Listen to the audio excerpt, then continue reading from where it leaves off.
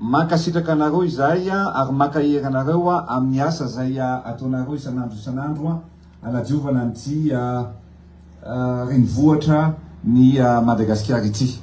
Ianareo tokony andraikitra sy vitsy miaramila rehetra ampitiavana lehibe no afahako mitafa sy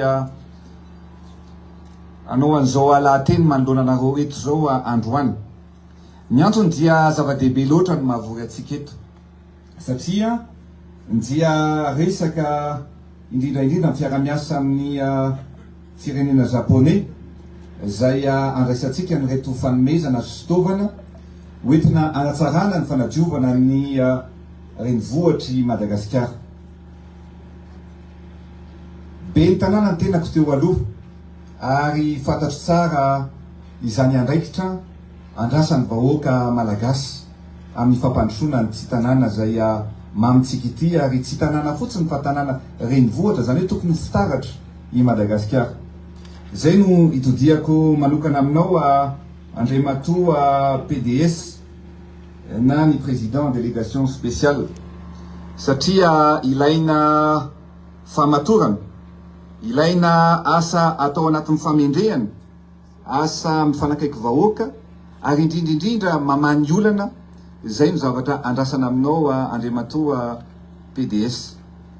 Ity tanàn'Antananarivo ity tokoa dia misedra olana maro satria raha toa ka natao naorina ho anna ponina eo amin'ny 300,000 eo ny ity tanàn'Antananarivo ity, zany hoe ny infrastructure na fotodrafitrasa rehetra natao teto na io famatsin-drano na io ny fivelaran'ny faritra ivelaran'ny tanàna dia 300,000 no vinavina natao an'ity tanàn'Antananarivo ity. Ankehitriny tsika efa mihoatra amin'ny 3 millions. Nitsika amin'izay betsaka ny olana sedratsika satria vao avy ny orana dia miangona ny rano. Vao tonga ny fotoana zay mabetsaka ny vokatra dia mitombo ny fako. Noho izany tsy maintsy misy lamina vaovao zany mapetratsika. Na zany na zany anza nefa ny antsika dia amin'ny na olom-bo tendry na olom-bo fidy dia ny olana isika natao hitondra vahaolana amin'ny olana zay misy. Ary mikasika ny fako manokana dia tsy misy mitsy excuse tokony ho ataotsika satria andraikitritsika ny manadio sy mitondra vahaolana amin'ny fanadiovana ny tanàna. Ny vahoaka dia mila valiteny entitra ao anatin'izay asa ho ataotsika zay. Ary zay ny mazava-dehibe ny andraisantsika ny reto fitaovana reto ary isorako manokana amin'ny gouvernement japonais satria ny tetikasa zany dia ao anatin'ny fanomezana camion multibenne roa amin'ny 3 benne 8, bulldozer ray sy ny excavateur anankiroa. Zany hoe hatramin'izay ny ty commune Antananarivo ity rehefa omena fitaovana dia fitaovana tany aloloha tany, fitaovana occasion no azo. Fa ankehitriny fitaovana vaovao sy raitra no azosika satria rehefa mifandinika tamin'ny gouvernement japonais hoe inona lahara-pameana amin'ny fitondrana malagasy dia anisany napetratsika ny hoe ny fanadiovana ny tanàna satria mendrika ny aina ao anatin'ny toerana madio ny ponina sy ny vahoaka malagasy. Ankehitriny eto Antananarivo dia 1100 tonnes ny fako izay tsy maintsy rofina ary arinana amin'ny toerana tokony anangonana an'izany isanandro. Mijaly tokoa ny orinasa SMA satria ny fitaovana mipotika izay azo simba ary eo ny ilaina famatorana indrindrindrindra amin'ny fitantanana an'izany satria matetika isika koa tsy mahay mikojakoja. Ilaina ny fikojakojaina an'izy ireny ary izay ny ilaina tokony andraikitra mahitsy entitra ary mametraka amin'ny fitsipika mba hikojakojana an'ireo fitaovana zay azontsika ireo.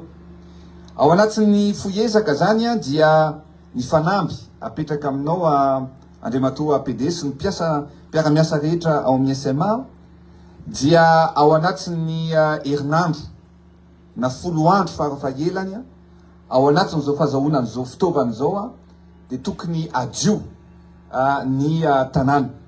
rehefa nyresanay tao anatin'ny filakevitry ny ministra mantsy io dia ny hoe ny fahazahoana n'izao fitaovana izao dia anampy avy telo eny ny fahafahan'ny SMA mandroaka ny fako sy manaran'izy ireo eny amin'ny toerana izay ametrahana anazy. Ao anatin'izany fitantanana madio zany ihany koa no ametrahana an'ireo GPS isaky ny camion mba ahafantarana hoe firy kilometatra ary point firy no vitan'ny camion anankiray tao anatin'ny andro anankiray. Misy fanaraha-maso etitra zany tokony apetraka ao anatin'izay fanadiovana ny tanàna sy indrindrindrindra ny fampiasana an'ireto fitaovana ireto. Tsara ihany koa ianareo indrindra ianao monsieur le andriamatoa filohan'ny délégationna manokana mametraka numéro vert mba ahazahoany ireo olona miantso ny hoe misavovona ny fako aty amin'ny toerana ity, ary mba tsara mba fantatry ny mponina ihany koa ny fotoana akana n'ireny fako ireny. Zany hoe tsy ekena tsy tokony misy intsony hoe fako mandritra ny herinandro tsy misy mandroaka, fa rehefa miantso ny ireo mponina na ireo vahoaka dia tokony manome fe-potoana entitra sy matroka isika hoe ho avy izay raha riva amin'ny folo aka n'ireo fako ireo, na ho avy izay raha pitso folakandro aka an'io, na ho avy izay afaka roa andro aka an'io fako io. Ny rarintsika dia ao anatin'ny fotoana fohy no izahana anadiovana izany tanàna izany sy indrindrindrindra ahafahantsika mba hiaina ny vahoaka ao anatin'ny tontolo madio, mirindra sy milamina. Ao anatin'ny lavitra ezaka, rehefa miteny hoe lavitra ezaka dia tsy tokony hihoatra amin'ity taona ity ny ahafahantsika mandray ny fanapa-kevitra, ny ametrahana satria efa elo ny resahana fa ataontsika ny anafanganana anazy farak'izay aingana, ny fametrahana ny incinerateur zay hoe nyreo fako rehetra zay azontsika zany dia apetraka sy ahotina amokatra angovo na energia, ary indrindrindrindra koa hodorana azahoana zezika dia mba tsy ivangongotsony ohatrany amin'izao isika amin'ny teny zao. Efa misy lalambola sy lalatsaina hoentina anatanterahana zany sy anampiana manokana ny commune urbaine Antananarivo, fa ny izahantsika mba afainganana izany tetikasa izay ataontsika izany. Eto koa dia mijery manokana an'ireo olombelona zay mikirakira ny fako. Mahafinaritra anao moa mijery an'izareo satria manana fitaovana izy ireo raha nita maso eto, fa tokony ametraka lamina manokana ianao andriamatoa PDS sy ianareo mpiara-miasa amin'ny commune, satria exposé na ataontsika hoe miaina ao anatina risika maro be ireo mpandroaka ny fako ireo, satria raha maratra na resaka vy fotsiny na amin'ny resaka vaksiny tokony ho ataon'izy ireo, tokony hojerevana manokana ny fitaovana sy ireo fomba rehetra zay ahafahantsika mandrisika an'izy ireo mba hanao any asany ao anatin'ny fitonitsaina sy indrindra ihany koa amin'ny fitaovana izay tokony omena an'izy ireo.